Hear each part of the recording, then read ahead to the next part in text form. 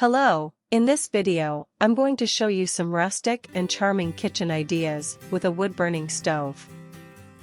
If you like the countryside style, rustic decoration, or homemade food, you will love these tips. A kitchen with a wood-burning stove is perfect for those who want to create a cozy atmosphere and enjoy good moments with family and friends while cooking. Take a look at these inspirations I've selected for you. The wood-burning stove is a traditional element of Brazilian culinary culture, widely used in farms and country houses.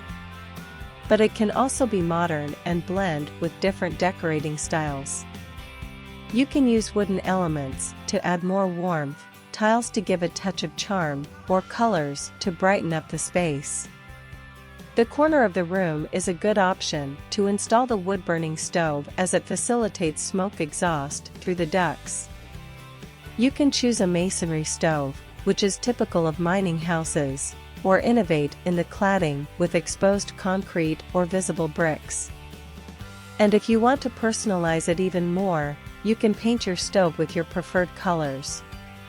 The wood-burning stove is simple and rustic, but also very versatile and functional.